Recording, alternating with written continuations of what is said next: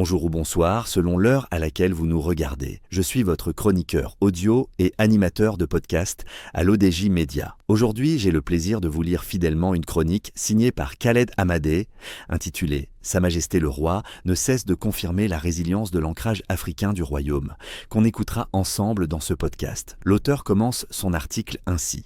En soulignant que les relations avec l'Afrique sont enracinées dans une histoire partagée, une vision convergente et un destin commun, Sa Majesté le roi Mohamed VI a confirmé la résilience de l'ancrage africain du royaume en tant que choix hautement stratégique, a souligné le président de l'Institut international d'études géopolitiques, UIEG, Khaled Hamadeh. Pour ce politologue basé à Montpellier, le souverain a rappelé une vérité simple mais fondamentale. Les relations du Maroc avec l'Afrique, et notamment avec le Sénégal, ne se résument pas à un match de football. Elles sont bien plus profondes, bien plus anciennes, et surtout bien plus solides que ne le voudraient ceux qui tentent de les instrumentaliser. Il s'agit, selon M. Hamadeh, d'une histoire qui dépasse les passions d'un jour, rappelant la solidarité agissante du royaume et la vraie fraternité africaine, dont le Maroc fait preuve à l'égard de ses frères du continent.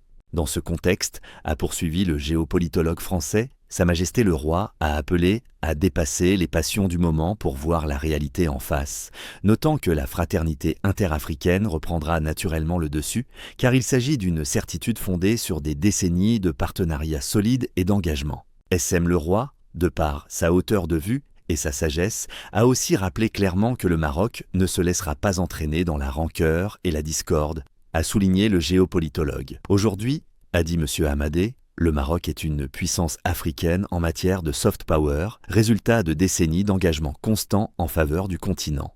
Notant que si le Royaume a pu organiser avec succès la Coupe d'Afrique des Nations 2025, c'est parce que le continent lui a fait confiance. Il a aussi relevé que les performances de l'équipe nationale marocaine reflètent non seulement la pertinence d'une politique sportive et infrastructurelle volontariste et de haut niveau, mais constituent un symbole de l'ambition marocaine pour l'ensemble du continent. Et de conclure que l'Afrique d'aujourd'hui et de demain sera le phare du développement mondial dans une dynamique où le Maroc joue un rôle de locomotive. Merci de nous avoir suivis. Je vous donne rendez-vous très prochainement sur l'ODJ Média pour une nouvelle chronique, une nouvelle lecture et un nouveau regard sur l'actualité.